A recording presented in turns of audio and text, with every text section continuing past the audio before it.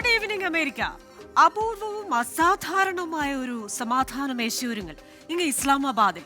പുരികങ്ങൾ പലതും ചുളിഞ്ഞെങ്കിലും സമാധാനകാര്യമല്ലേ, എവിടെ വെച്ച് നടന്നാലും എങ്ങനെയും ഈ സംഘർഷം ഒന്ന് അവസാനിച്ചാൽ മതിയെന്ന വിശാല മനസ്സിലേക്ക് സാധാരണക്കാരും ഭരണവർഗവും ഉൾപ്പെടെ എത്തി. പിന്നീട് കാത്തിരിപ്പ്. അമേരിക്കയുടെ ഉന്നത നേതാക്കൾ സന്ദർശന പട്ടികയിൽപ്പെടുത്താത്ത പാകിസ്ഥാനിലേക്ക് ഒരു പിടി സമാധാന നിർദ്ദേശങ്ങളുമായി എയർഫോഴ്സ് 2 പറന്നിറങ്ങി. എന്നാൽ ചർച്ചയ്ക്കെത്തും മുന്നേ പൊട്ടലും ചീറ്റലും തുടങ്ങി. കരാറായാലും ഇല്ലെങ്കിലും ചർച്ച ഫലപ്രദമായാലും ഇല്ലെങ്കിലും ജയിച്ചത് ഞങ്ങളെന്ന് ട്രംപ്. തങ്ങളുടെ ആവശ്യങ്ങളിൽ തീരുമാനമായില്ലെങ്കിൽ ഒന്നും നടക്കില്ലെന്ന് ഇറാൻ. ആക്രമണം തുടരുമെന്ന് സൂചന നൽകി ഇസ്രായേൽ. മൊത്തത്തിൽ വശപ്പിശ കാണല്ലോ എന്ന് തോന്നിച്ചെങ്കിലും ചർച്ച നടന്നു. 21 മണിക്കൂർ നീണ്ട മാരത്തൺ ചർച്ച. 5 റൗണ്ട് ചർച്ചകൾ ഒന്നുമാകാതെ വഴിമുട്ടി. ചർച്ചയിൽ ധാരണയായില്ലെന്നും മടങ്ങുന്നുവെന്നും പറഞ്ഞ് JD വാൻസും സംഘവും ഒറ്റ പോക്ക്. ലോകത്തിന്റെ പകുതിയോളം എയർഫോഴ്സ് 2 യാത്ര ചെയ്തെത്തിയ JD വാൻസ് ഇസ്ലാമാബാദിൽ നിന്ന് മടങ്ങിയത് വെറും കൈയോടെ. യുക്തിരഹിതമായ ആവശ്യങ്ങളും മികച്ച ഓഫറും തമ്മിലുള്ള ബലാബലത്തിൽ ഇറാൻ US ചർച്ച പരാജയപ്പെട്ടു. പൊളിയുമെന്നുറപ്പായിട്ടും എന്തിനായിരുന്നു ഇങ്ങനെ ഒരു ചർച്ച? വെറും ഒരു പ്രഹസനമായിരുന്നോ? ഹോർമൂസിൽ ഉടക്കി പിരിഞ്ഞ ചർച്ചയ്ക്ക് ശേഷം എന്ത്? പശ്ചിമേഷ്യയിൽ ഇനി എന്ത്?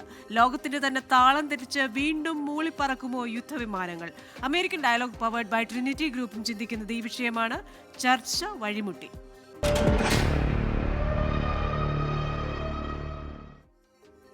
ഇന്നത്തെ എന്റെ അതിഥികൾ: Indo American Republican council and bureau chief Houston Ranjith Pillai, Jaihind news chief editor Jinson Zachariah, eMalayali.com chief editor George Joseph എന്നിവരാണ്. എല്ലാ അതിഥികൾക്കും എല്ലാ പ്രേക്ഷകർക്കും സ്വാഗതം. അതിഥികളിലേക്കാണ് ആദ്യം ശ്രീ ജോർജ് ജോസഫിലേക്കാണ്. ശ്രീ ജോർജ് ജോസഫ്, 1979 ശേഷം ഇറാനും US മുഖാമുഖം വരുന്ന ചർച്ചകൾ. പക്ഷേ ആ ചർച്ചകളുടെ പര്യവസാനം നമ്മൾ കണ്ടു. യുക്തിരഹിതമായ ആവശ്യങ്ങളും മികച്ച ഓഫറും അത് ഇങ്ങനെ കൂട്ടിമുട്ടിയപ്പോൾ ഒന്നും ആയില്ല എന്ന് പറഞ്ഞ് JD വാൻസ് മടങ്ങുന്നു. അങ്ങനെയാണെങ്കിൽ എന്തിനായിരുന്നു ഈ ഒരു ചർച്ച എന്നൊരു ചോദ്യം കൂടിയില്ലേ? ചർച്ച തീർച്ചയായിട്ടും നല്ലൊരു കാര്യമായിരുന്നു. ഈ ഒരു സംസ്കാരം, ഒരു ജനപദത്തെ തന്നെ തുടച്ചു നീക്കുമെന്ന് പ്രസിഡന്റ് ട്രംപ് വെല്ലുവിളിച്ചു പറഞ്ഞതാണ്. അപ്പൊ അതൊന്നും ഒഴിവായി കിട്ടി എന്നുള്ളതാണ് ചർച്ച കൊണ്ടുണ്ടായ ഏറ്റവും വലിയ നേട്ടം. 2 ആഴ്ചത്തേക്ക് അത് നീട്ടിവെച്ചു. ചർച്ചയിൽ കാര്യമായിട്ടൊന്നും ഉണ്ടാവില്ല എന്നാണ് ലോകം എല്ലാവരും സുബോധമുള്ള എല്ലാവരും പ്രതീക്ഷിച്ചുകൊണ്ടിരുന്നത്. ഇതൊക്കെ തന്നെ സംഭവിക്കുന്നത് തന്നെയാണ് നമ്മളും പ്രതീക്ഷിച്ചുകൊണ്ടിരുന്നത്. പക്ഷേ ഇത് നമ്മൾ കാണുന്ന ചർച്ച, ഇതിന് പുറകിൽ വേറെയും ചർച്ച നടക്കുന്നുണ്ടാവും. ഈ ഇറാനിലെ ഈ ഹോട്ട് ഹെഡ്സ്, ഈ തലയ്ക്ക് ചൂട് പിടിച്ചവരല്ലാത്ത ആളുകളും ഉണ്ടാകുമെന്നാണ് നമ്മൾ കരുതിക്കൊണ്ടിരിക്കുന്നത് ഇപ്പോൾ പോലും. പക്ഷെ ഇപ്പോഴ് ഏറ്റവും ലേറ്റസ്റ്റ് വന്നിരിക്കുന്നത് president Trump Hormuz America block ചെയ്യും, അതുകൊണ്ട് അതിനോട് ഒരു കപ്പലും പോകാനായിട്ട് അനുവദിക്കില്ല. ഇറാന് റോഡ് കൊടുത്തിട്ട് ഒരു കപ്പലും അതിനോട് പോകാൻ പറ്റില്ല. അങ്ങനെ ഒരു കാര്യം അനുവദിക്കുന്നില്ല. ഒന്നുകിൽ എല്ലാ കപ്പലും പോകണം, അല്ലെങ്കിൽ ഒരു കപ്പലും പോവില്ല എന്നുള്ള നിലപാടിലേക്ക് അമേരിക്ക വന്നിരിക്കുന്നു. അത് ഞങ്ങൾ ചെറുക്കും, അതിനെതിരെ ശക്തമായ നടപടിയെടുക്കും എന്നാണ് ഇപ്പം ഇസ്ലാമിക് റവല്യൂഷണറി ഗാർഡ് അവര് പ്രഖ്യാപിച്ചിരിക്കുന്നത്. അപ്പൊ ചുരുക്കി പറഞ്ഞാൽ അമേരിക്കയെ വിരട്ടിക്കളയാം എന്നുള്ള ഒരു ധാരണ ഇറാന് ഉണ്ടെന്ന് തോന്നുന്നു. ആരാണ് ഇപ്പോഴ് ഇറാനിനെ നിയന്ത്രിക്കുന്നത് നമുക്ക് അറിഞ്ഞുകൂടാ. അവിടെയാണ് അമേരിക്കയ്ക്ക് പറ്റിയ ഒരു തെറ്റെന്ന് എനിക്ക് തോന്നുന്നു. ഈ നമ്മൾ ഒരാളോട് പറയുമ്പം ആ ആളോടാണ് പറയുന്നത്. ഇപ്പൊ അമേരിക്ക ഇറാനോട് പറയുന്നു. ഇറാനോട് പറയുന്നെന്ന് പറഞ്ഞാൽ ആരോട് പറയുന്നു? ഇറാനിൽ ആരാണ് കാര്യങ്ങൾ നിയന്ത്രിക്കുന്നത്? അവിടെ ഈ ചെറുപ്പക്കാര് ഒക്കെ ആണെന്ന് തോന്നുന്നു, ഈ ഇസ്ലാമിക് റവല്യൂഷണറി ഗാർഡ്സിന്റെ ഈ തല ചൂട് പിടിച്ച് നിൽക്കുന്ന ആളുകള്. അപ്പൊ അവര് കാര്യമായിട്ട് തന്നെയാണോ ചിന്തിക്കുന്നതെന്ന് സംശയമുണ്ട്. ഇപ്പൊ ഇതിന്റെ പ്രത്യാഘാതം എന്താണ്? ഈ ഹോർമൂസിൽ ഇതിന്റെ പേരിൽ അതൊരു യുദ്ധത്തിലേക്ക് അങ്ങ് നീങ്ങുകയാണെങ്കിൽ അല്ലെങ്കിൽ ഹോർമൂസ് അടച്ചു കഴിഞ്ഞാൽ എന്താ സംഭവിക്കുക? ലോകത്തെങ്ങും എണ്ണ കിട്ടാത്ത ഒരു സ്ഥിതി വരും, അല്ലെങ്കിൽ ലോകത്തെങ്ങും വിലക്കയറ്റം ഉണ്ടാവുന്ന ഒരു സ്ഥിതി വരും. ഇന്ത്യയിൽ പോലും നമ്മൾ ഇപ്പൊ തന്നെ കണ്ടുകൊണ്ടിരിക്കുന്നതാണ്. അപ്പൊ അങ്ങനെ വരുമ്പോഴത്തേക്ക് എന്താണ് സംഭവിക്കുക? ഇപ്പം ബ്രിട്ടനും ഫ്രാൻസും ജർമ്മനിയും ഒന്നും അമേരിക്കയെ സഹായിക്കുന്നില്ലായിരിക്കാം. പക്ഷേ ഒരു ഗതികെട്ട ഒരു സ്ഥിതി വരുമ്പോഴത്തേക്ക് അവരും ഒക്കെ ഇതിൽ ചേരുന്ന ഒരു സ്ഥിതി വരും. എന്തിനാ ഇന്ത്യ പോലും ഈ എണ്ണ കിട്ടാത്ത, അല്ലെങ്കിൽ ഇന്ത്യയുടെ താല്പര്യങ്ങൾ ലംഘിക്കപ്പെടുന്ന ഒരു അവസ്ഥ വന്നു കഴിഞ്ഞാൽ ഇന്ത്യ പോലും പങ്കെടുക്കില്ല എന്ന് എന്താ ഉറപ്പിരിക്കുന്നത്? അപ്പൊ ഈ ഇറാൻ ഈ അമിതമായ ആത്മവിശ്വാസത്തിൽ മുന്നോട്ട് പോകുന്നത് ശരിയല്ല എന്ന് മാത്രമല്ല, ഇസ്ലാമിക രാജ്യങ്ങൾ പോലും ഇറാന്റെ കൂടെ ഇല്ല. മിക്ക ഇസ്ലാമിക രാജ്യങ്ങളും ഇറാനെ പേടിച്ചാണ് കഴിയുന്നത്. പിന്നെ ചൈന എന്തായാലും തൽക്കാലത്തേക്ക് അമേരിക്കയെ പിടക്കുമെന്ന് നമ്മൾ ആരും വിചാരിക്കുന്നില്ല. അതിനുള്ള ശേഷി, അതിനുള്ള താല്പര്യം ചൈനയ്ക്കില്ല. പിന്നെ റഷ്യ ഒരു പല്ല് കൊഴിഞ്ഞ സിംഹം, അവരെ കൊണ്ട് കാര്യമായിട്ടൊന്നും നടക്കാനും പോകുന്നില്ല. അപ്പൊ ഇപ്പോഴത്തെ സാഹചര്യത്തിൽ അമേരിക്ക പറയുന്നത് തന്നെ നടക്കണം. ഈ ഇറാൻ വിട്ടുവീഴ്ചയ്ക്ക്, അതായത് അവർക്കിപ്പം ഈ അണുവായുധം വേണമെന്ന്, അണുബോംബ് വേണമെന്ന് അവർക്ക് എന്താ ഇപ്പൊ ഇത്ര നിർബന്ധമൊന്നും മനസ്സിലാവുന്നില്ല. അതിന്റെ ആവശ്യം എന്താണ്? ഈ അണുവായുധം അവിടെ ഉണ്ടായി കഴിഞ്ഞാൽ ആ മിഡിൽ ഈസ്റ്റ് മുഴുവൻ ഡിസ്റ്റേബിലൈസ്ഡ് ആവും. അവിടെ ഒരൊറ്റ രാജ്യത്തിന് സമാധാനമായിട്ട് ജീവിക്കാൻ പറ്റില്ല.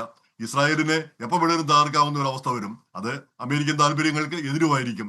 ഇപ്പൊ നമുക്ക് തന്നെ അറിയാം, ഈ പാകിസ്ഥാൻ ഒരു അണുബോംബ് ഉണ്ടാക്കിയതിന്റെ പേരിലാണ് അവർ കിടന്ന് പിന്നെ പിന്നെ ആട് കളിക്കുന്നത്. അന്ന് ഇവര് അണുബോംബ് പരീക്ഷണമൊക്കെ നടത്തുന്നു പറഞ്ഞപ്പോഴത്തേക്ക് അന്ന് പ്രധാനമന്ത്രി മൊറാർജി ദേശായി പറഞ്ഞത്, നമ്മളൊക്കെ അന്ന് വളരെ മര്യാദക്കാരായിരുന്നു, നമുക്കാണെങ്കിൽ പിന്നെ അവർക്കും ആയിക്കൂടെ എന്നുള്ള ഒരു ചിന്താഗതി. നേരെ മറിച്ച് യുക്രൈനിൽ എന്തുകൊണ്ടാണ് യുദ്ധം 4 വർഷമായിട്ട് നടക്കുന്നു? അവിടെ അവർ നാറ്റോയിൽ ചേരുന്നു, പിന്നെ അവിടെ റഷ്യക്ക് മുന്നിൽ അടുത്ത് കൊണ്ടുപോയി മിസൈൽ വെക്കാൻ പോകുന്നു. അപ്പൊ റഷ്യ കയറി ഇടപെട്ടു, പറ്റത്തില്ല. ഇത് തന്നെ ഇറാന്റെ കാര്യത്തിലും അവിടെ അണ്വായുധമൊക്കെ ഉണ്ടായി കഴിഞ്ഞാൽ അത് അമേരിക്കൻ താല്പര്യത്തിനും മൊത്തത്തിൽ മിഡിൽ ഈസ്റ്റിനും മൊത്തത്തിൽ താല്പര്യത്തിന് ദ്രോഹകരമാണ്. അപ്പൊ അത് ശക്തമായിട്ടുള്ള നിലപാട് തന്നെ ആണ് എടുക്കുന്നത് അമേരിക്ക. അപ്പൊ അതിനെ വിട്ടുവീഴ്ച ചെയ്യാൻ ഇറാനാണ് പിന്നെ തയ്യാറാകേണ്ടതെന്നാണ് എനിക്ക് തോന്നുന്നത്. എന്തായാലും ഈ ചർച്ചകളൊക്കെ വഴിമുട്ടിയെങ്കിലും ഇതിന്റെ പിന്നിൽ കൂടി എന്തെങ്കിലുമൊക്കെ നടക്കുന്നുണ്ടാകും എന്നുള്ള ഒരു പ്രതീക്ഷയാണ് നമുക്കിപ്പോഴുള്ളത്. ശരി, നമുക്കും ക്രിസ്റ്റീന. അങ്ങനെ കരുതാം. എന്തെങ്കിലും പോസിറ്റീവായിട്ടുള്ള, ക്രിയേറ്റീവായിട്ടുള്ള, കൺസ്ട്രക്റ്റീവായിട്ടുള്ള പിൻവാതിൽ ചർച്ചകൾ നടക്കുന്നുണ്ടെങ്കിൽ അത് നന്നായിരിക്കും. അങ്ങനെ തന്നെ ആയിരിക്കട്ടെ എന്ന് പ്രതീക്ഷിക്കാം. ശ്രീ ജിൻസ് മോൻസക്കറിയ, ഇപ്പോൾ ശ്രീ ജോർജ് ജോസഫ് പറഞ്ഞതുപോലെ നമ്മൾ ഈ ആഗോള നയതന്ത്രമൊക്കെ എടുക്കുമ്പോൾ താരതമ്യേന ദുർബലരെന്ന് തോന്നിപ്പിച്ച രാജ്യമാണ് ഇറാൻ. പക്ഷേ ആ ഇറാനെ കൊണ്ട് ഈ ചർച്ചയ്ക്ക് മുമ്പ് ഇറാൻ നടത്തിയ ഒരുപാട് സ്റ്റേറ്റ്മെൻറ്റ്സ് നമുക്കറിയാം. അപ്പോൾ അത്തരത്തിലുള്ള സ്റ്റേറ്റ്മെൻറ്റ്സ് പറയിക്കുന്ന രീതിയിൽ, അത്രയ്ക്ക് കരുത്തരെന്ന് തോന്നിപ്പിക്കുന്ന രീതിയിലേക്ക് ഇറാനെ മാറ്റിയോ എന്ന് നമ്മൾ സംശയിച്ച ഒരു സമയമുണ്ട്. അങ്ങനെ മാറുന്നതിലുള്ള പ്രശ്നമല്ല നമ്മൾ പറയുന്നത്. പക്ഷേ ഇങ്ങനെ ഒരു മുഖാമുഖം വരുമ്പോൾ ഇറാൻ ഉന്നയിച്ച ചില ആവശ്യങ്ങൾ, അതുപോലെ തന്നെ ഹോർമൂസ് കടലിടുക്ക്, അത് ഇറാന്റെ സ്വന്തമൊന്നുമല്ല, അവരൊരു ബാർഗെയിനിങ് പോയിന്റ് ആയിട്ട് വെച്ചിരുന്നെങ്കിലും ഈ ഹോർമൂസ് കടലിടുക്കിന്റെ ആ അപ്രമാദിത്യം ഞങ്ങൾക്ക് വേണം എന്ന് പറയുന്ന നിലയിലേക്ക് അവരെത്തുന്നു. അതുകൊണ്ട് തന്നെ ഒരു താരതമ്യേന നയതന്ത്രത്തിൽ ദുർബലരെന്ന് തോന്നിച്ച ഒരു രാഷ്ട്രത്തെ കൊണ്ട് ഒട്ടും പ്രായോഗികമല്ലാത്ത ചില നിർദ്ദേശങ്ങൾ മുന്നോട്ട് വെപ്പിക്കാൻ സഹായകമായ ഒരു ചർച്ച എന്ന ഒരു വിലയിരുത്തലുമുണ്ട്. എന്തുകൊണ്ട് ഈ ചർച്ച പരാജയപ്പെട്ടു? നമ്മളിതിപ്പോ കണക്ക് കൂട്ടുമ്പോൾ ഇത് കംപ്ലീറ്റ് ആയിട്ട് പരാജയപ്പെട്ടു എന്ന് പറയാൻ പറ്റില്ല. നമുക്കിതിനെ വേണമെങ്കിൽ ലിമിറ്റഡ് സക്സസ്, പാർഷ്യൽ ഫെയിലിയർ എന്ന് വേണമെങ്കിൽ നമുക്കിതിനെ വിശേഷിപ്പിക്കാം. കാരണം ഇപ്പം ഈ ചർച്ചകൾ തുടങ്ങുമ്പോൾ തന്നെ ഇതൊക്കെ തന്നെ ആയിരിക്കും ഇതിന്റെ ഔട്ട്കം എന്ന് ഇപ്പം അമേരിക്കയ്ക്ക് പറയാം. അമേരിക്കയുടെ ഇപ്പം പ്രസിഡന്റിന്റെ ഫ്രണ്ടിലേക്ക് ഒരു ഫയൽ കൊണ്ടുപോയി വെക്കുമ്പോൾ അമേരിക്ക വളരെ കൃത്യമായിട്ട് ഇതൊക്കെ പ്ലാൻ ചെയ്തിട്ടാണ് ഈ യുദ്ധത്തിന് ഇറങ്ങി പുറപ്പെടുന്നത്. അല്ലാതെ ഇപ്പം നമ്മൾ കുറച്ച് പേര് വിശേഷിപ്പിക്കുന്നത് പോലെ ഇത് അമേരിക്ക ഒരു പരാജയത്തിലേക്ക് പോയി, അമേരിക്ക ഉദ്ദേശിച്ച കാര്യങ്ങളൊന്നും നടന്നില്ല എന്നുള്ളതല്ല. കാരണം അമേരിക്ക മുന്നോട്ട് വെച്ച 15 പ്രപ്പോസൽസും ഇറാൻ മുന്നോട്ട് വെച്ച 10 പ്രപ്പോസൽസും അതിൻ്റെയൊക്കെ പുറകിൽ വളരെ കൃത്യമായിട്ടുള്ള ഗ്രഹപാഠം നടന്നിട്ടുണ്ട്. അമേരിക്കയെ സംബന്ധിച്ച് വേണ്ട ഒരു കാര്യം എന്ന് വെച്ച് കഴിഞ്ഞാൽ ഈ യുറേനിയം എൻറിച്ച്മെന്റ് അതിന്റെ ഒരു കേപ്പബിലിറ്റീസ് ഇറാൻ സ്റ്റോപ്പ് ചെയ്യണം, കംപ്ലീറ്റ് ആയിട്ട് അത് തുറന്നു കൊടുക്കണം. അത് ഈ ഇറാന്റെ പ്ലാനുകൾ എന്താന്നുള്ള കാര്യം ലോകത്തിന് മുന്നിൽ തുറന്നു കൊടുക്കണമെന്നുള്ള ഒരു അമേരിക്കയുടെ ഒരു താല്പര്യം. 2 ഹോർമൂസ് കടലെടുക്കുമായിട്ട് ഈ 2 പ്രധാനപ്പെട്ട പോയിന്റിൽ തട്ടിയാണ് ഇപ്പോൾ ശരിക്കും പറഞ്ഞാൽ ഒരു പാർഷ്യലായിട്ട് ഇതൊരു ഫെയിലിയർ ആണെന്ന് നമുക്ക് പറയാൻ പറ്റുള്ളൂ. പക്ഷെ ഒരു നെഗോഷിയേഷന്റെ ഭാഗമായിട്ട് ഇപ്പോൾ ഈ പറഞ്ഞ ഇറാനും ഇവരും തമ്മിൽ, അമേരിക്കയും തമ്മിൽ ഒരു ചർച്ച നടക്കുക എന്ന് പറയുന്നത് തന്നെ വലിയ ഒരു ഹാഫ് സെഞ്ചുറി, അതായത് 79 നേരിട്ട് നടന്ന ഒരു ചർച്ചയ്ക്ക് ശേഷം 47 വർഷത്തോളമായി ഇപ്പം ഇറാനും അമേരിക്കയും തമ്മിൽ നേരിട്ട് ഒരു ചർച്ച നടന്നത് തന്നെ. അത് തന്നെ ഒരു വലിയ വിജയമായിട്ട് വേണം. അങ്ങനെ ഒരു നെഗോഷിയേഷൻ ടേബിളിലേക്ക് കൊണ്ടുവരാൻ പ്രസിഡന്റിന് ട്രംപിന് കഴിഞ്ഞു എന്നുള്ളത് വലിയൊരു കാര്യമാണ്. അതുപോലെ തന്നെ ശരിക്കും പറഞ്ഞാൽ ഇപ്പം ജോർജ് സാർ പറഞ്ഞതുപോലെ ഈ ഇറാനിൽ ചർച്ച നടത്താനായിട്ട് ഇറാന്റെ ഒരു ടോപ്പ് ലെവൽ ലീഡേഴ്സിനെ മുഴുവൻ ആദ്യ ദിവസങ്ങളിൽ തന്നെ അമേരിക്ക ഇറാഡിക്കേറ്റ് ചെയ്തു. അത് ആ രീതിയിലാണ് ഇറാൻ ഇപ്പോഴുള്ള ഈ ചർച്ചയ്ക്ക് വരുന്ന വിദേശകാര്യ മന്ത്രി, അതായത് ഇറാന്റെ വിദേശകാര്യ മന്ത്രി അല്ലെങ്കിൽ പാർലമെന്റ് സ്പീക്കർ എന്നൊക്കെ പറയുന്ന ചില നോമിനേറ്റഡ് പൊസിഷനിലുള്ള ആൾക്കാർ അവരുടെ കപ്പാസിറ്റിയിലാണോ ഈ ചർച്ചയ്ക്ക് മുന്നോട്ട് വരുന്നത് എന്നുള്ളതും ഒരു വലിയ ക്വസ്റ്റ്യൻ ആണ്. അപ്പൊ ആ രീതിയിൽ നമ്മളിത് ചിന്തിച്ചു കഴിയുമ്പോൾ അമേരിക്ക എന്തൊക്കെ പ്ലാൻ ചെയ്തിട്ടുണ്ട് എന്നുള്ളതിന്റെ ഒരു തുടക്കം എന്നുള്ള നിലയിൽ അതിനൊരു വലിയ രീതിയിലുള്ള ഒരു ഒരു വിജയം ട്രംപ് ഇന്നും ഇപ്പൊ നടന്ന ഫോക്സ് ന്യൂസിന് നൽകിയ ഒരു അഭിമുഖത്തിൽ ഇറാനെ നശിപ്പിച്ച് കളയും എന്നൊക്കെ തന്നെയുള്ള വീരവാദം വീണ്ടും പറഞ്ഞിട്ടുണ്ട്. അത് നമ്മൾ ആ രീതിയിൽ എടുക്കാം. പക്ഷെ അങ്ങനെ ആ ഒരു രീതിയിൽ ട്രംപിന്റെ ഒരു സ്റ്റൈലിൽ ഇവരെ ചർച്ചയിലേക്ക് കൊണ്ടുവരാൻ പറ്റി എന്നുള്ളത് നമ്മൾ ഇതിനെ കാണാതിരിക്കരുത്. കാരണം ഇതിപ്പം പ്രസിഡന്റ് ട്രംപ് അയച്ച ഡെലിഗേഷൻ, വൈസ് പ്രസിഡന്റ് പിന്നെ ജെറാഡ് കുഷ്ണറും ഒക്കെ അവിടെ ചെന്ന് ഇവരുമായിട്ട് നേരിട്ട് സംസാരിച്ചിട്ട് 21 മണിക്കൂർ അവർ നേരിട്ട് സംസാരിച്ചു എന്ന് പറഞ്ഞാൽ തന്നെ പല കാര്യങ്ങൾക്കും നീക്കുപോക്കുണ്ടായിട്ടുണ്ടായിരിക്കും. പിന്നെ ഇപ്പം ഈ ഇസ്രയേലിനും അമേരിക്കയ്ക്കും ഉള്ള പ്രശ്നം, ഇതൊരു ജനാധിപത്യ രാജ്യമായതുകൊണ്ട് ഇവർ എന്ത് സംസാരിച്ചു, എന്ത് പ്രപ്പോസലാണ് വെച്ചേക്കുന്നത് എന്നുള്ളത് ഒരു 90% പബ്ലിക്കിന്റെ മുന്നിലേക്ക് വരും. ഇറാനെ സംബന്ധിച്ച് അവർക്ക് അവരുടെ ജനതയെ പിടിച്ചു നിർത്തേണ്ട, അവര് ആ ജനതയെ അടിച്ചമർത്തി കൊണ്ടുപോകുന്ന ജനതയുടെ മുന്നിലേക്ക് വെക്കാനായിട്ട് ചില വീരവാദങ്ങൾ മുഴക്കുന്നു എന്നേ ഉള്ളൂ. പക്ഷേ അവരുടെ ഏതാണ്ട് ഇൻഫ്രാസ്ട്രക്ചറിൽ ഒരു നല്ല ശതമാനം നല്ല ഡാമേജ് വരുത്താനായിട്ട് അമേരിക്ക നടത്തിയിട്ടുണ്ട്. അങ്ങനെ ആയതുകൊണ്ട് മാത്രമാണ് ഇവർ ഈ നെഗോഷിയേഷൻ ടേബിളിലേക്ക് വന്നത് തന്നെ. ആ നെഗോഷിയേഷനെ സംബന്ധിച്ചിടത്തോളം ഇനിയും ഒരു ഫർദർ ആയിട്ട് ഇപ്പം അമേരിക്ക ഉദ്ദേശിച്ചതുപോലെ തന്നെ ഇറാന് ഇനിയും കൂടുതൽ ഡാമേജ് ഉണ്ടാക്കാതെ ഇതിലേക്ക് നയിക്കണമെന്ന് ആഗ്രഹമുള്ള ഒരു വലിയ ജനവിഭാഗം ഇറാനിൽ തന്നെയുണ്ട്. അപ്പോൾ പക്ഷേ ഇതൊരു നാഷണലിസത്തിന്റെ ഫോക്കസിലാണ്. ഇപ്പം ഇറാനിൽ തുടക്കത്തിൽ വന്ന ഖമനയെ ശരിക്കും വധിച്ചതോടുകൂടി ജനങ്ങൾക്ക് എതിരായിട്ട് ഒരു പ്രകടനം നയിക്കാനോ അവിടെ ഒരു ഭരണമാറ്റം ഉണ്ടാക്കാനോ അമേരിക്കയ്ക്ക് സാധിച്ചില്ല എന്നുള്ളതാണ് വലിയ കാര്യം. ഇറാനിലെ ഭൂരിപക്ഷം ജനതയും നല്ല ശതമാനം ജനതയും അത് ആഗ്രഹിക്കുന്നുണ്ടെങ്കിൽ കൂടിയും ആ ഒരു രീതിയിലേക്ക് കൊണ്ടുപോയി എത്തിക്കാൻ ഇസ്രായേലിനോ അമേരിക്കയ്ക്കോ സാധിച്ചില്ല. പിന്നെ ഇന്ന് ഇറാന്റെ സൈഡിൽ നിന്ന് ചർച്ചയ്ക്ക് വന്ന ആൾക്കാർ പുറക്കുന്ന ഇപ്പം വെറും കൈയോടുകൂടി അമേരിക്കൻ വൈസ് പ്രസിഡന്റിനെ തിരിച്ചയച്ചു എന്നുള്ള വീരവാദമൊക്കെ ആ രീതിയിൽ എടുത്താൽ മതി. ഇപ്പൊ അമേരിക്ക ഇസ്രായേൽ വിചാരിച്ചു കഴിഞ്ഞാൽ ഖമനയെ വധിക്കാൻ സാധിച്ചെങ്കിൽ ബാക്കിയുള്ള ലീഡർഷിപ്പിനെയും കൂടെ വധിക്കാൻ അവരെ കൊണ്ട് സാധിക്കും. ആ രീതിയിലുള്ള പ്രവർത്തനങ്ങൾക്ക് അമേരിക്ക ഒരിക്കലും മടി കാട്ടുകയില്ല. പക്ഷെ അമേരിക്കയ്ക്ക് ആരെങ്കിലും ഒക്കെ ആയിട്ട് ചർച്ച നടത്തണമെന്നുള്ളത് കൊണ്ട് മാത്രമാണ് ഈ ലെവൽ ലീഡർഷിപ്പിനെ വെച്ചേക്കണമെന്നുള്ളതാണ് തോന്നുന്നത്. എനിവേ ഇത് കുറച്ചുകൂടി ഇപ്പൊ ഹോർമൂസ് കടലെടുക്കേണ്ട കാര്യം നമ്മൾക്ക് മുന്നോട്ട് പോകുമ്പോൾ അത് ഓപ്പൺ ചെയ്ത് കൊടുക്കാതിരിക്കാൻ ഒരുവിധ സാധ്യതയില്ല. വലിയ അധികം മുന്നോട്ട് പോകാതെ തന്നെ ഇപ്പം ഈ 2 ആഴ്ചത്തെ ഒരു ചർച്ച എന്ന് പറഞ്ഞാൽ ഇനി ട്രംപ് അത് പരാജയപ്പെട്ട് പിന്മാറിയതല്ല. ഇത് ഒരു നെഗോഷിയേഷൻ ടാക്ടിക്സിന്റെ ഭാഗമായിട്ട് അമേരിക്ക മുന്നോട്ട് വയ്ക്കുന്ന ചില കാര്യങ്ങൾ മാത്രമാണ്. അത് ആ രീതിയിൽ തന്നെ വിജയിക്കാനുള്ള ഒരു സാധ്യതയാണ്. ആ രീതിയിലേക്ക് ഇറാൻ മുന്നോട്ട് വരുന്നതാണ് ഇറാൻ എന്ന് പറഞ്ഞ രാജ്യത്തിന് നല്ലത്. കാരണം ഇപ്പോൾ നശിപ്പിച്ചു കളഞ്ഞ ഇൻഫ്രാസ്ട്രക്ചർ, പാലങ്ങള്, റോഡുകളൊക്കെ ബിൽഡ് ചെയ്തു വരാനും ഇപ്പം ഈ ന്യൂക്ലിയർ കേപ്പബിലിറ്റിയിലേക്ക് ഇറാന് തിരിച്ചു വരിക എന്ന് പറയുന്നത് അത്ര എളുപ്പമുള്ള കാര്യമല്ല. മിക്കവാറും ഇറാൻ സമ്പുഷ്ടീകരിച്ചു വെച്ചിരിക്കുന്ന യുറേനിയത്തിന്റെ ഒക്കെ നല്ല ഭാഗം ഇപ്പൊ ഇസ്രായേലും അമേരിക്കയും ഒക്കെ അവിടുന്ന് കടത്തിക്കൊണ്ട് പോകാനുള്ള സാധ്യതയും കൂടെ ഉണ്ട്. അതൊന്നും ഈ പറയുന്ന പോലെ ഒരു പബ്ലിക്കിന്റെ മുമ്പിലോ പബ്ലിക് ഡോക്യുമെന്റിലോ അല്ലെങ്കിൽ ഒരു ചർച്ചയുടെ ഭാഗമായിട്ടോ വരുന്ന കാര്യമല്ല. അത് ഇറാന്റെ ഇപ്പോഴത്തെ ലീഡർഷിപ്പിന്റെ തലപ്പത്തുള്ളവർക്ക് അതിനെക്കുറിച്ചൊക്കെ നല്ല ബോധ്യമുണ്ടാവും. അതുകൊണ്ട് അവര് ഈ ചർച്ചകൾക്ക് ഇനിയും മുന്നോട്ട് പോകാനുള്ള സാധ്യത തന്നെയാണ്.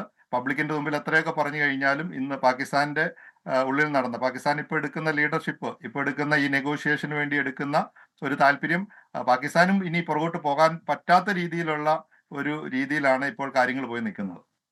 ശരി, എന്തായാലും 4 പതിറ്റാണ്ടിനപ്പുറം ഇരു രാജ്യങ്ങളും മുഖാമുഖം ഒരു ചർച്ചയ്ക്കായി എത്തിയെന്ന് പറയുന്നത് വലിയ കാര്യമാണ്. പക്ഷെ അതേസമയം തന്നെ ആ ചർച്ചകൾ പൂർണ്ണമായും ഫലപ്രദമായില്ല എന്ന ഒരു വിലയിരുത്തലുണ്ട്. പക്ഷേ ഈ ചർച്ചകൾ ഫലപ്രദമാകുമ്പോൾ ജയിക്കുന്നത് മാനവരാശിയാണ്. അത് അമേരിക്കയോ ഇറാനോ അല്ലെങ്കിൽ ഇസ്രയേലോ ഒന്നുമല്ല.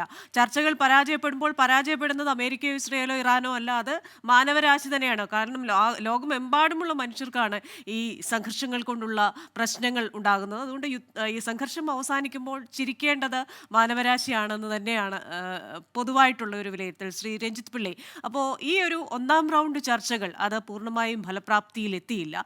ഇനി എന്ത്?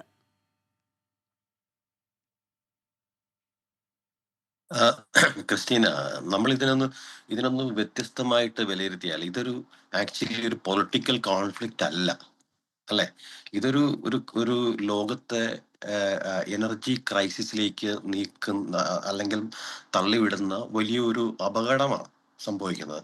ഈ പാകിസ്ഥാൻ ഇവിടെ ശ്രമിച്ചത് ബേസിക്കലി അവർ മീഡിയേഷൻ ചെയ്യുക എന്നതിനേക്കാൾ ഉപരി അവർ ഈ എസ്കലേഷൻ മാനേജ് ചെയ്യുക എന്നുള്ളത് മാത്രമാണ് അവരുടെ ശ്രമം. അവർക്ക് നമ്മൾ ഈ ജിയോ പൊളിറ്റിക്സിൽ ആക്സസ് എന്ന് പറയുന്നത് വളരെ ഇമ്പോർട്ടൻ്റ് ആണ്. അപ്പോൾ ആ ഒരു ആക്സസ് ഗേറ്റ് വേ പാകിസ്ഥാൻ ഉണ്ടാക്കിയെടുക്കാൻ ശ്രമിച്ചു എന്നുള്ളതാണ് ഈ നാടകങ്ങളുടെയൊക്കെ പുറകിലുള്ള ഒരു വാസ്തവം. അതല്ലാതെ ഇതൊരു വളരെ ഡീപ്പായിട്ടുള്ള ഇഷ്യൂ ആണ്. നമ്മളത് ഈ ഇറാൻ US ഇസ്രായേൽ യുദ്ധം എന്ന് പറയുന്നത് പറയുന്നത് വളരെ ഡീപ്പായിട്ടുള്ള കാര്യങ്ങൾ റിലേറ്റ് ചെയ്ത ഇഷ്യൂസ് ആണ്. അപ്പൊ അത് പാകിസ്ഥാൻ പോലെയുള്ള രാജ്യം ഒരു മധ്യസ്ഥത വഹിച്ച് റിസോൾവ് ചെയ്യാൻ പറ്റുന്ന ഒരു ഇഷ്യൂ അല്ല. അപ്പൊ അവര് ഇതിനെ എസ്കലേഷൻ ഒന്ന് മാനേജ് ചെയ്യുക, അവർക്കൊരു ഗ്ലോബൽ ഗേറ്റ് വേ ആക്കാൻ ഒരു ആക്സസ് ഉണ്ടാക്കിയെടുക്കുക, ഇങ്ങനെയൊക്കെയുള്ള ഓരോ രാജ്യങ്ങൾക്കും അവരുടേതായുള്ള ഒരു സ്വാർത്ഥ താല്പര്യങ്ങളുണ്ടാവും. ഇപ്പോൾ ഇന്ത്യയെ സംബന്ധിച്ചിടത്തോളം നോക്കൂ, ഇന്ത്യ ഇതിൽ ഒരു വളരെ വളരെ വ്യക്തമായിട്ടുള്ള ഒരു നയമാണ് സ്വീകരിച്ചത്. അധികം ആരോടും അടുക്കുകയും അധികം ആരോടും അകലുകയും ചെയ്യേണ്ട എന്നൊരു നയം സ്വീകരിച്ചു. ചൈന നോക്കൂ, ചൈന കൃത്യമായിട്ടും ഇറാനെ ബാക്ക് സപ്പോർട്ട് ചെയ്യുന്നുണ്ട്. ഇന്ന് തന്നെ ട്രംപിന്റെ ഒരു സ്റ്റേറ്റ്മെന്റിൽ ട്രംപ് ചൈനയെ പോയിന്റ് ചെയ്ത് പറയുന്നുണ്ട്, അപ്പൊ നിങ്ങളുടെ ആയുധങ്ങൾ ഇറാനിൽ എത്തുന്നുണ്ട്, അത് ഏത് വഴിക്കാണ് എത്തുന്നത് എന്നുള്ളത് ഞങ്ങൾ മനസ്സിലാക്കുന്നുണ്ട്. അപ്പോൾ ചൈനയ്ക്ക് നേരെ വളരെ ശക്തമായിട്ടൊരു ത്രെട്ട് കൊടുക്കാൻ ട്രംപ് ശ്രമിക്കുന്നില്ല, പക്ഷെ ചൈനയെ വാൺ ചെയ്യുന്നുണ്ട്. അങ്ങനെ അതുപോലെ റഷ്യയും ഇറാനെ ബാക്കപ്പ് ചെയ്യുന്നുണ്ട്. യൂറോപ്പ് വളരെ നയതന്ത്രമായ ഒരു ഡിപ്ലോമാറ്റിക് ലെവലിൽ നിൽക്കുക, എന്നാൽ ഈ ഓയിൽ ക്രൈസിസിലേക്ക് കൊണ്ടെത്തിക്കാതിരിക്കുക എന്നുള്ള ശ്രമം നടത്തുന്നുണ്ട്. അപ്പോൾ ഓരോ രാജ്യങ്ങളും അവരവരുടേതായിട്ടുള്ള ഒരു സ്ട്രാറ്റജി പ്ലേ ചെയ്യുന്നു എന്നുള്ളതാണ് നമ്മൾ ഈ കഴിഞ്ഞ ഒരു 4-5 ആഴ്ചത്തെ കാര്യങ്ങൾ വിലയിരുത്തിയാണ് നമ്മൾ മനസ്സിലാക്കുന്നത്. ഒരു യുദ്ധം അവസാനിപ്പിക്കാനായിട്ട് ഒരു ചർച്ച മുന്നോട്ട് കൊണ്ടുപോവുക, അല്ലെങ്കിൽ അവസാനിപ്പിക്കുക എന്ന് പറയുന്ന ഒരു ലക്ഷ്യത്തോട് കൂടി പോകുന്നു എന്നുള്ളത് വളരെ അങ്ങനെ ഒരു വിലയിരുത്തൽ എനിക്കില്ല. ട്രംപിനെ സംബന്ധിച്ചിടത്തോളം അദ്ദേഹം ഇതിനെ കാണുന്ന ഒരു രീതി എൻ്റയർലി ഡിഫറെൻ്റ് ആണ്. ഇന്നൊരു ചർച്ചയ്ക്ക് പോയി, നേരത്തെ പറഞ്ഞ പോലെ ഇസ്ലാമാബാദിൽ 23 മണിക്കൂർ ഫ്ലൈ ചെയ്ത് അമേരിക്കയിലെ ഒരു പ്രതിനിധി ചെന്ന്, അല്ലെങ്കിൽ JD വാൻസ് ചെന്ന് ഒരു ചർച്ചയ്ക്ക് ഒരു ടേബിളിന്റെ മുന്നിൽ ചെന്നു എന്ന് പറയുന്ന അത് അതിന്റെ പുറകിൽ അമേരിക്ക കൃത്യമായിട്ടുള്ള ഉദ്ദേശമുണ്ട്, കൃത്യമായിട്ടുള്ള ലക്ഷ്യങ്ങളുണ്ട്. ആ ചർച്ച പരാജയപ്പെടുക അല്ലെങ്കിൽ ആ ചർച്ച വിജയിക്കുക എന്നതിനേക്കാൾ ഉപരി ആ ചർച്ചയിലൂടെ അടുത്തൊരു സ്റ്റെപ്പിലേക്ക് അമേരിക്ക പോവുക എന്നുള്ളതാണ്. അവരുടെ അടുത്ത സ്റ്റെപ്പ് കൃത്യമായിട്ടും ട്രംപ് ഇന്ന് പറഞ്ഞു, ഞങ്ങള് ഹോർമൂസ് കടലിടുക്ക് കൃത്യമായിട്ടും നമ്മളുടെ കയ്യിലേക്ക് എത്തിക്കാൻ പറ്റുന്ന കാര്യങ്ങൾക്ക് അമേരിക്ക ചെയ്യുമെന്നുള്ളത് വളരെ വസ്തുനിഷ്ഠമാണ്. അപ്പോൾ അമേരിക്കയുടെ ഒരു കൃത്യമായിട്ടുള്ള ഒരു പ്ലാനിങ് ഇതിലുണ്ട്. ചർച്ചയും കാര്യങ്ങളൊക്കെ നമ്മൾ പറയുന്ന നേരത്തെ നമ്മുടെ ജോർജ് ജോസഫ് പറഞ്ഞ പോലെ ചർച്ചകളും കാര്യങ്ങളൊക്കെ നടക്കും, പക്ഷെ ചർച്ചയ്ക്ക് അതീതമായിട്ടുള്ള ചില ധാരണകൾ ഉണ്ടായി വരുന്നു എന്നുള്ളതാണ്. അത് നല്ല രീതിയിൽ അവസാനിക്കാൻ പറ്റുന്ന ധാരണയാണെങ്കിൽ ലോകത്തിന് ഒരു സമാധാനം ഉണ്ടാവും എന്നുള്ളതാണ് ഇപ്പോഴത്തെ ഒരു വാസ്തവം. Okay, thank you.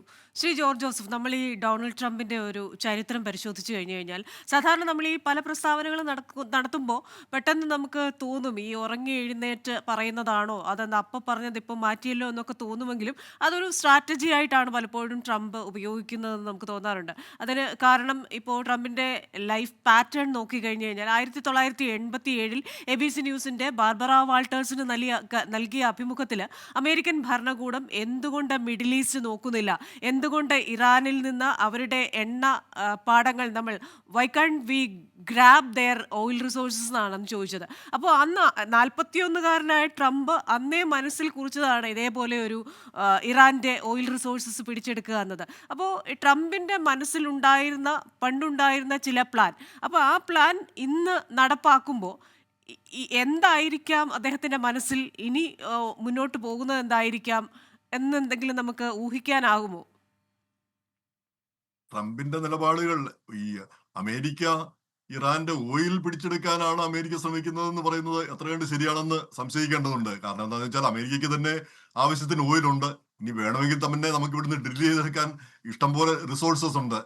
പിന്നെ ഇപ്പൊ വെനസ്വേലയിൽ നിന്ന് കിട്ടുന്നുണ്ട്, പിന്നെ ഇറാനിൽ നിന്നും കൂടി കിട്ടണം എന്നുള്ള ഒരു നിർബന്ധമൊന്നും ഉള്ളതായിട്ട് തോന്നുന്നില്ല. അതിന് പുറമെ ഈ എണ്ണയുടെ കാലം കഴിയുകയാണ്, പിന്നെ ആളുകളെല്ലാം ഇലക്ട്രിക് വെഹിക്കിളിലേക്ക് മാറാനായിട്ടുള്ള ശ്രമം നടന്നുകൊണ്ടിരിക്കുന്നു. അപ്പൊ ആ എണ്ണയ്ക്കുള്ള ഒരു പ്രാധാന്യം 5-10 വർഷം കൊണ്ട് തീരുന്ന ഒരു കാര്യമേ ഉള്ളൂ. അപ്പൊ എണ്ണ എന്നുള്ളതല്ല ഇവിടെ പ്രശ്നം ഇരിക്കുന്നത്. ഇവിടെ ഇസ്രായേലും അമേരിക്കൻ താല്പര്യങ്ങൾ, മിഡിൽ ഈസ്റ്റിലെ മറ്റു രാജ്യങ്ങൾ, ഇപ്പൊ സൗദി അറേബ്യ മുതൽ പിന്നെ ഈ UAE മുതൽ സർവ്വരാജ്യങ്ങളും ഈ ഇറാന്റെ ശത്രുക്കളാണ്. അതൊന്ന് ആലോചിച്ച് നോക്കിയാൽ ഇറാൻ എന്തിനാണ് ഇവരെല്ലാം ശത്രുക്കളാക്കിയത്? അവരെല്ലാം മിത്രങ്ങളാക്കി നിർത്താനായിട്ട് അവർക്ക് കഴിവില്ലേ? അപ്പൊ ചുരുക്കി പറഞ്ഞാൽ അവർക്കൊരു ഹെഗിമണി ആ രാജ്യത്തിന്, ആ മേഖലയിൽ അവരൊരു വൻശക്തി ആകാനുള്ള ഒരു ശ്രമം അവർ നടത്തുന്നുണ്ട്. അപ്പൊ അത് അമേരിക്കയ്ക്ക് അംഗീകരിക്കാനാവില്ല എന്നുള്ളതാണ് പ്രധാനപ്പെട്ട കാര്യം. പിന്നെ പ്രസിഡന്റ് ട്രംപിന്റെ പ്രസ്താവനകള് അത് പിന്നെ പലപ്പോഴും വളരെ വളരെ പിന്നെ എന്താ പറയാ, നമ്മുടെ ഏറ്റവും അങ്ങേറ്റത്തെ വാണിംഗും ഒക്കെ കൊടുത്തു കഴിയുമ്പം അപ്പം ലോകം മുഴുവൻ അങ്ങ് പേടിക്കും. അമേരിക്കൻ പ്രസിഡന്റാണ് പറയുന്നത്. പിന്നെ അതങ്ങോട്ട് താഴോട്ട് വരും. ഇങ്ങനെയൊക്കെയുള്ള രീതിയിൽ വരുന്നു. അത് പിന്നെ ഈ യുദ്ധം ഒരു കാര്യം തീരുമാനിച്ചു കഴിഞ്ഞാൽ അത് പിന്നെ യുദ്ധത്തിന്റെ നേതാക്കളെ ഏൽപ്പിച്ച് പിന്നെ അതിന്റെ സെക്രട്ടറിയോ അല്ലെങ്കിൽ അതിന്റെ ജനറൽമാരെയോ ഒക്കെ ഏൽപ്പിച്ചിട്ട് പിന്നെ പ്രസിഡന്റ് മിണ്ടാതിരിക്കുകയാണ് നല്ലത്. പക്ഷെ ഇവിടെ ഇപ്പം പിന്നെ പ്രസിഡന്റ് ട്രംപിന്റെ ശൈലി വ്യത്യസ്തമാണ്. അദ്ദേഹം എല്ലാ കാര്യവും ഇങ്ങനെ തുറന്ന് സംസാരിച്ചുകൊണ്ടിരിക്കുന്നു.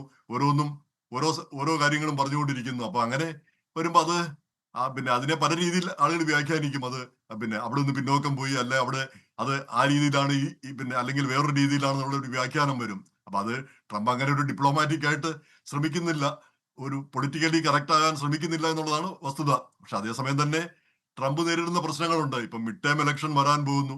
അപ്പൊ മിഡ് ടേം ഇലക്ഷനിൽ ഈ ഡെമോക്രാറ്റിക് പാർട്ടിയൊക്കെ പിന്നെ വലിയ നേട്ടം ഉണ്ടാക്കുകയാണെങ്കിൽ ഇപ്പൊ കോൺഗ്രസിലെങ്കിലും നേട്ടം ഉണ്ടാക്കുമെന്നാണ് പൊതുവെ കരുതപ്പെടുന്നത്. അപ്പം പിന്നെ നാനാവിധത്തിലുള്ള പ്രശ്നങ്ങൾ വരും. ഇംപീച്ച്മെന്റ് അടക്കമുള്ള പ്രശ്നങ്ങൾ വരാവുന്നതാണ്. അപ്പൊ അങ്ങനെയുള്ള പ്രതിസന്ധികൾ ഇവിടെയുമുണ്ട്. അത് പിന്നെ ഇറാൻകാർക്കും അറിയാം. ഇവിടെ ഈ രാഷ്ട്രീയ പ്രതിസന്ധികൾ ഈ ഇപ്പൊ തന്നെ എതിർപ്പ് ശക്തമായിട്ടുണ്ട്, പല ഭാഗത്തു നിന്നുള്ള എതിർപ്പുണ്ട്. അപ്പൊ അങ്ങനെയൊക്കെയുള്ള ഒരു സാഹചര്യത്തിലാണ് പിന്നെ ഒരു ഒത്തുതീർപ്പിലൂടെ പോകാനായിട്ട് അപ്പൊ പ്രസിഡന്റ് ട്രംപ് പറഞ്ഞിട്ടാണ് പിന്നെ പാകിസ്ഥാൻ ഈ ചർച്ചയ്ക്ക് മുൻകൈ എടുത്തതെന്നാണ് പറയുന്നത്. കാരണം ഈ ഓപ്പറേഷൻ സിന്ദൂറിന് ശേഷമാണ് ഈ ആസിം മുനീറും പിന്നെ അവിടെ പാക് പട്ടാള മേധാവിയുമായിട്ട് ഇപ്പം പ്രസിഡന്റ് ട്രംപുമായിട്ട് വലിയ ചങ്ങാത്തം കൂടുന്നത്. അപ്പൊ അതിന്റെ മറവിലാണ് പാകിസ്ഥാനോട് ഒരു ഒത്തുതീർപ്പ് ചർച്ചയ്ക്ക് വേദി ഒരുക്കാനായിട്ട് അമേരിക്ക ആവശ്യപ്പെട്ടതെന്നാണ് പറയുന്നത്.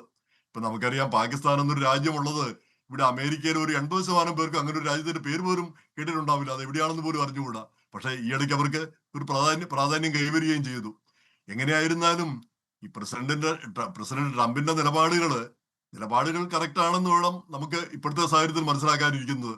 പിന്നെ മനസ്സിലാക്കേണ്ടത്, കാരണം ഈ ഇറാൻ ഒരു ആരെയും പേടിക്കേണ്ടാത്ത ഒരു രാജ്യമായിട്ട് മുന്നോട്ട് പോകുന്നത്, അതുപോലെ തന്നെ ഈ ഭീകരരെ വളർത്തുന്ന അപ്പുറത്ത് ഹൂതികൾ, ഇപ്പുറത്ത് ഹിസ്ബുള്ള, ഇങ്ങനെയൊക്കെയുള്ള പരിപാടികൾ, ഇതൊക്കെ ഒരു അവസാനം ഉണ്ടാവേണ്ടത് ആവശ്യമാണ്. അപ്പൊ ആ രീതിയിൽ ട്രംപിന്റെ നയങ്ങള് എന്തുകൊണ്ടും പിന്നെ തരക്കേടില്ല എന്ന് തന്നെയാണ് അമേരിക്കയിലുള്ള നല്ലൊരു വിഭാഗം ആളുകൾ പിന്നെ കരുതുന്നത്. പിന്നെ അതിനുള്ള പൊളിറ്റിക്കൽ എതിർപ്പ് വരുന്നുണ്ട്, അത് വരാൻ പോകുന്നു എന്നുള്ളതാണ് നമ്മൾ കണ്ടറിയേണ്ടിയിരിക്കുന്ന കാര്യങ്ങൾ. ഓക്കെ.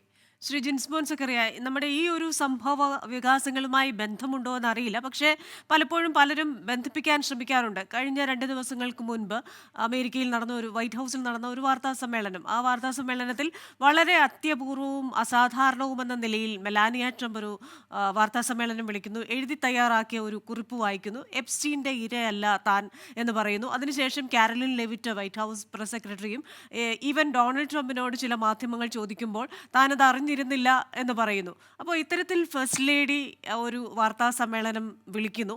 ഇതിനിടയിൽ ഇതുമായിട്ടൊക്കെ എന്തെങ്കിലും ബന്ധമുണ്ടാകുമോ? അത് എന്തുകൊണ്ട് വൈറ്റ് ഹൗസ് അറിയാതെ അത്തരത്തിലൊരു വാർത്താ സമ്മേളനം വന്നു എന്ന ചില ചോദ്യങ്ങൾ ചോദിക്കുന്ന ചിലരുണ്ടല്ലോ. എപ്സ്റ്റീൻ ഫയലുമായിട്ട് ഈ ഒരു വിഷയത്തിന് വലിയ ബന്ധമുണ്ടെന്ന് തോന്നുന്നില്ല. അത് അങ്ങനെ ഒരു സാധ്യത ഉണ്ടാകാനുള്ള ഒരു കാര്യം തന്നെയല്ല. കാരണം ആ ഒരു ഫയലുകളൊക്കെ സ്വാഭാവികമായിട്ടും അത് കെട്ടടങ്ങി ഇതാണ്. അതിൻ്റെ അകത്ത് എത്രമാത്രം കാര്യമുണ്ടെന്നുള്ളത് ഇപ്പം കാഷ് പട്ടേൽ അതിനെക്കുറിച്ച് വളരെ കൃത്യമായിട്ടുള്ള ഒരു റിവ്യൂ നൽകിയിട്ടുണ്ട്. ഫയലുകൾ ഓപ്പൺ ചെയ്യാൻ കോടതി പറഞ്ഞിട്ടുള്ള ഫയലുകളെല്ലാം, ലക്ഷക്കണക്കിന് ഫയലുകൾ അവർ റിലീസ് ചെയ്തിട്ടുണ്ട്. പിന്നെ ഇതിനെ ഒരുപക്ഷെ ഇത് അല്ല, പ്രത്യേകിച്ച് അത് ട്രംപ് തന്നെയാണ് എപ്സ്റ്റീൻ ഫയൽസിനെ കുറിച്ചോ ലോകം തന്നെ ചിന്തിക്കാതിരിക്കുന്ന ഒരു സമയത്ത് എന്തുകൊണ്ട് ട്രംപോ വൈറ്റ് ഹൗസോ അറിയാതെ മെലാനിയ ട്രംപ് അങ്ങനെ ഒരു വാർത്താ സമ്മേളനം നടത്തിയെന്നൊരു കൗതുകം ലോകത്തിനുണ്ടാവുമല്ലോ. അതുണ്ടാവും. പക്ഷെ അതിൻ്റെ അകത്തൊരു കാര്യം ക്രിസ്റ്റീന, വളരെ കൃത്യമായിട്ട് നമുക്കറിയാം. ട്രംപ് കൃത്യമായിട്ടും എല്ലാം പറയുന്നത് സത്യസന്ധമായിട്ടുള്ള കാര്യങ്ങളായതുകൊണ്ട് അത് ട്രംപ് അറിഞ്ഞില്ല എന്ന് തന്നെ നമുക്ക് വിശ്വസിക്കാം. കാരണം അങ്ങനെ ട്രംപ് പറയുന്ന കാര്യങ്ങളെല്ലാം അറിഞ്ഞും അറിയാതെയാണ്. കാര്യങ്ങൾ നടപ്പിലാക്കി എടുക്കാൻ വേണ്ടി എന്തും പറയുന്ന ഒരു പ്രസിഡന്റാണ് ഞങ്ങൾക്കുള്ളത്. ആ കാര്യം നമുക്ക് കൃത്യമായിട്ട് പറയാം. പക്ഷെ അതിന്റെ ഒരു പൊളിറ്റിക്സ് ഒരുപക്ഷെ ഏതെങ്കിലും ഒരു ടോപ്പിക്ക് ഡൈവേർട്ട് ചെയ്ത് വിടാനായിട്ടോ വല്ലതും പറഞ്ഞതായിരിക്കാം. ഈ വിഷയവുമായിട്ട് ബന്ധപ്പെട്ട് അങ്ങനെ ഒരു കാര്യം ഉണ്ടാകാനുള്ള ഒരു സാധ്യതയുമില്ല. കാരണം ഇത് ഓൾറെഡി ഇപ്പം മാസങ്ങളായിട്ട് കൃത്യമായിട്ട് റിവ്യൂ ചെയ്തുകൊണ്ടിരിക്കുന്നതാണ്. എപ്സ്റ്റീൻ ഫയലുകളൊക്കെ വളരെ കൂലങ്കഷമായിട്ട് ആൾക്കാർ പഠിക്കുന്നുണ്ട്. അതിൻ്റെ അകത്ത് ഇപ്പോൾ ട്രംപിനെ സംബന്ധിച്ചിടത്തോളം ഭയപ്പെടേണ്ട ഒരു കാര്യവുമില്ല. ആ കാര്യമില്ല എന്ന് പറഞ്ഞു കഴിഞ്ഞാൽ അതിൻ്റെ അകത്തുള്ള ഒരു പാർട്ടിസിപ്പേഷനൊക്കെ ഓൾറെഡി വന്നതാണ്. അമേരിക്കയെ സംബന്ധിച്ചിടത്തോളം ഈ ഒരു വിഷയം എന്ന് പറയുന്നത് ഇപ്പോൾ ഒരു വ്യഭിചാരമോ അല്ലെ ഒരു അവിഹിതവും ഒന്നും ഒരു കാര്യമല്ല. അത് ജനത്തോട് തുറന്നു പറയുക എന്ന് പറഞ്ഞ ഏറ്റവും കൂടുതൽ പോപ്പുലാരിറ്റി ഉണ്ടായിരുന്ന ക്ലിന്റൺ അത് നുണ പറഞ്ഞു എന്നുള്ളതാണ് ചെയ്തതിനേക്കാളും വലിയൊരു കുറ്റം. ആ രീതിയിൽ കണക്കാക്കുന്ന ഒരു സമൂഹമായതുകൊണ്ട് നിങ്ങൾക്ക് കഴിവുണ്ടെങ്കിൽ ഇപ്പം ട്രംപിനെ സംബന്ധിച്ചിടത്തോളം ട്രംപിന്റെ ഒരു ടാക്ടീസ്, ട്രംപ് ഇന്നിപ്പോ ഈ വിഷയവുമായിട്ട് ബന്ധപ്പെട്ട് തന്നെ ഇപ്പം കുറച്ച് മുമ്പ് തന്നെ അദ്ദേഹം പറഞ്ഞിട്ടുണ്ട്, ചൈനയ്ക്ക് 50%, ഇനി ഇറാൻ കൊണ്ടുപോയി ആയുധങ്ങൾ ഡംപ് ചെയ്ത് കഴിഞ്ഞാൽ 50% താരിഫ് അദ്ദേഹത്തിന്റെ ഏറ്റവും വലിയ ഒരു ഒരു പോളിസി, അതായത് നെഗോഷിയേഷൻ ടാക്ടീസിൽ ഏറ്റവും ഉപയോഗിക്കാൻ പറ്റാവുന്ന താരിഫ് എന്നുള്ള ആയുധം ട്രംപ് ഇപ്പോഴും പുറത്തെടുത്തിട്ടുണ്ട്. കാരണം ഈ ഇറാനെ സപ്പോർട്ട് ചെയ്യുന്നത് ചൈനയും റഷ്യയുമാണെന്നുള്ള കാര്യത്തിൽ സംശയമൊന്നുമില്ല. ആരെങ്കിലും ഒരു സപ്പോർട്ട് ചെയ്യാതെ ഇറാൻ ഇത്രമാത്രം ഈ ഒരു യുദ്ധത്തിൽ മുന്നോട്ട് പോകാൻ പറ്റില്ല. പിന്നെ ഇറാന്റെ ജിയോഗ്രഫിയും അതുപോലെയുള്ള മറ്റുള്ള സാഹചര്യങ്ങളും എല്ലാം ആ ഒരു യുദ്ധത്തിൽ അവർ കാടടച്ചു വിടുന്ന കുറെ മിസൈലുകൾ അത് പലയിടത്തും വല്ല ഒരു പ്രസിദ്ധമായിട്ട് അതൊന്നും പതിക്കുന്ന കാര്യങ്ങളല്ല. അതൊന്നും ഈ അമേരിക്കയെ സംബന്ധിച്ചിടത്തോളം, ഇസ്രായേലിനെ സംബന്ധിച്ചിടത്തോളം ഒക്കെ വളരെ പരിമിതമായ ഒരു ബോധറേഷനേ ഉള്ളൂ. പക്ഷെ ഈ ഒരു കാര്യത്തിൽ എപ്സ്റ്റീൻ വിഷയം ഈ നെഗോഷിയേഷനോ അല്ലെങ്കിൽ ഈ യുദ്ധവുമായിട്ട് ഇനി ബന്ധപ്പെടുത്താൻ പറ്റിയാൽ അതിപ്പോ ട്രംപിനെ നമുക്ക് താറടിച്ച് കാണിക്കാനോ അല്ലെങ്കിൽ ലോക രാജ്യങ്ങളിൽ ആ ഒരു വിഷയം കൊണ്ടാണ് ഇതിങ്ങനെ പറ്റിയത്, അല്ല ട്രംപിന് പരാജയം പറ്റി എന്ന് പറയുന്നതിലൊന്നും യാതൊരു കാര്യമില്ല. ഇപ്പൊ അമേരിക്കയ്ക്ക് 2 വിമാനം താഴെ വീണ് കഴിഞ്ഞാൽ അമേരിക്കയിൽ നല്ല ജോലിയുള്ള ഒരു സിഇഒയുടെ ശമ്പളത്തിന്റെ വില വരുന്ന ഇതേ ഉള്ളൂ ചെറിയ ഒരു മിസൈലോ അങ്ങനെയുള്ള സാധനങ്ങളൊക്കെ. അതുകൊണ്ട് അതൊക്കെ നമുക്കൊരു വാദത്തിന് വേണ്ടി പറയാമെന്ന് മാത്രമേ ഉള്ളൂ. അമേരിക്കയെ സംബന്ധിച്ചിടത്തോളം അമേരിക്ക എന്ത് ഒക്കെ ലക്ഷ്യം കണ്ടിട്ടുണ്ടോ, അമേരിക്കയുടെ പഴകിയിരിക്കുന്ന കുറെ ആയുധങ്ങളെല്ലാം ഈ മിഡിൽ ഈസ്റ്റിലെ രാജ്യങ്ങളുടെ ചെലവിൽ അമേരിക്ക അടിച്ചു തീർക്കുന്നു എന്ന് മാത്രമേ ഉള്ളൂ. പുതിയ പുതിയ ഉപകരണങ്ങൾ ഇനി അമേരിക്കയ്ക്ക് കോപ്പ് കൂട്ടാൻ വേണ്ടി അമേരിക്ക നടത്തുന്ന കാര്യം. ട്രംപ് ഇനി ഒരു നല്ല ശതമാനം, കാരണം ഒരു ബിസിനസ്സുകാരനായതുകൊണ്ട് ഞാൻ വിജയിച്ചു എന്ന് പറഞ്ഞ് മിക്കവാറും ഇറാനിലുള്ള ഏതെങ്കിലും വലിയ കമ്പനികളുമായിട്ട് പാർട്ടിസിപ്പേറ്റ് ചെയ്തിട്ടുള്ള അവിടെ ഒരു കൂട്ടുകച്ചവടത്തിനുള്ള സാധ്യതയും നമ്മൾ ഇനി 1 മാസമോ 2 മാസമോ കഴിഞ്ഞാൽ കാണേണ്ട. ട്രംപിന്റെ കമ്പനി ഇറാനിൽ ഇനി ഇതിന്റെയുള്ള പ്രവർത്തനങ്ങൾ നടത്തുന്ന ഒരു കാലമായിരിക്കും ഇനി മുന്നോട്ട് വരുന്നത്. അതുകൊണ്ട് തന്നെ ഈ ഒരു പ്രശ്നത്തിന് ശാശ്വതമായ ഒരു പരിഹാരം 2-3 ആഴ്ചയ്ക്ക് ഉള്ളിൽ ഉണ്ടാകാനുള്ള ഒരു സാധ്യതയാണ് കാണുന്നത്.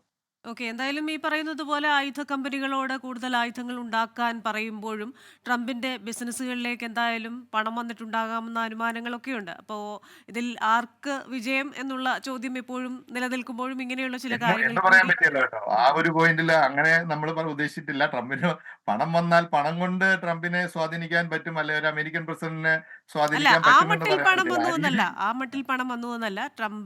ട്രംപിന്റെ കമ്പനികൾ ഈ പറയുന്ന പാകിസ്ഥാനുമായി തന്നെ ഇത്തരത്തിലൊരു ബന്ധം ഉണ്ടാകുന്നത് ആ ക്രിപ്റ്റോ കറൻസി ഇടപാട് മൂലമാണല്ലോ. അപ്പോൾ എവിടെയാണെങ്കിലും ബിസിനസ് കാണുക എന്ന് പറയുന്ന, അല്ലാതെ കാശ് വാങ്ങിച്ച് കാര്യം ചെയ്യേണ്ട കാര്യങ്ങളൊന്നും ട്രംപിനില്ല. ശ്രീ രഞ്ജിത്ത് പിള്ളை, ഇപ്പോൾ ഇത് അങ്ങ് പറഞ്ഞതുപോലെ തന്നെ യുദ്ധം അതിൻ്റെ പൊളിറ്റിക്കൽ ഐഡിയോളജീസ് ഒക്കെ നമ്മൾ പറയുമെങ്കിലും അതിനപ്പുറമായിട്ട് യുദ്ധം ഉണ്ടാക്കുന്ന യുദ്ധത്തിന് സാമ്പത്തികമായ കാരണങ്ങളും സാമ്പത്തികമായ പ്രത്യാഘാതങ്ങളുമുണ്ട്.